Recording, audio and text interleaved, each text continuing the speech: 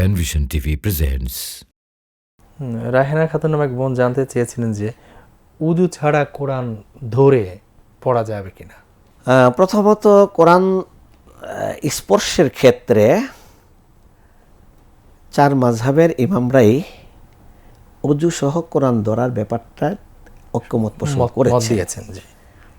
এই ক্ষেত্রে দলিল দিয়েছেন লা ইয়ামাসসুহু ইল্লাল মুতাহহারুন, মানে এটা পবিত্ররাই স্পর্শ করে থাকে, অর্থাৎ কোরআন লৌহে মাহফুজে, সেখানে পবিত্ররাই এটাকে স্পর্শ করে থাকে। হ্যাঁ, এরপরে রাসূলুল্লাহ সাল্লাল্লাহু আলাইহি ওয়াসাল্লাম ইয়ামানবাসীর উদ্দেশ্যে একটা ফরমান পাঠিয়েছেন, লা ইয়ামাসসুহু গায়রু তাহির, অপবিত্ররা যেন এটাকে স্পর্শ না করে।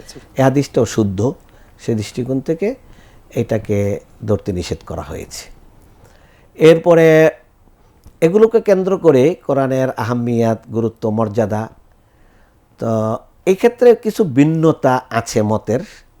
হাম্মাদ, এরপরে ইবনে হাজাম, হ্যাঁ, সহ আরও কতিপয় ব্যক্তিরা জাহিরি মাযহাবের, ওনারা বলেছেন যে সরাসরি কোনো নিষেধাজ্ঞা আসেনি, কোরআন অপবিত্র অর্থাৎ অজু না থাকা অবস্থায় টাচ করতে পারবে না, সরাসরি কোনো নিষেধাজ্ঞা পাওয়া যায় না, বিদায় এইটা জায়েজ। তা আমরা সমন্বয় করতে পারি যে কারো এমন অবস্থা যে এখন অজু করার তার ফুরসত নাই, এই ক্ষেত্রে যদি কোরআন ধরে পড়ার মতো আমরা না করে দেই, তাহলে কোরআন পড়াই হয় না তার।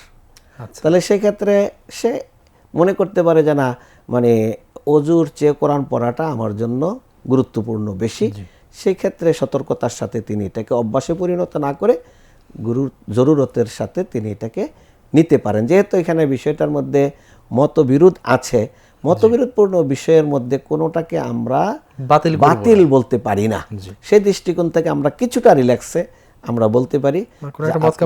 অথবা এক ব্যক্তি পড়তে পড়তে তার অজু চলে গেছে, এখন অজু করার জন্য তার অনেক দূর যেতে হবে, ওই গেলে আর কোরআন পড়াটাই মিস হয়ে যাবে, তখন সে বললো যে ঠিক আছে অজু চলে গেছে, একবারে আমি আমার টার্গেটটা ফিল করে তেলাওয়াত করে আমি এখান থেকে উঠি, তাহলে এইভাবে তিনি উঠতে পারেন।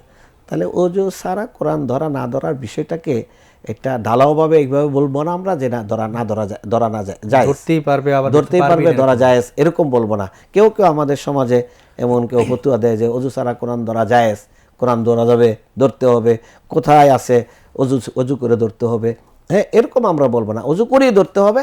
কিন্তু জরুরতের উপরে আমরা নির্ভর করে বলতে পারি যে কখনো প্রয়োজন হলে এটা ধরলে বড় ধরনের অপরাধ হবে না বলে আমি মনে করি, যেহেতু এর বিপরীত মত আছে এই দৃষ্টিকোণ থেকে।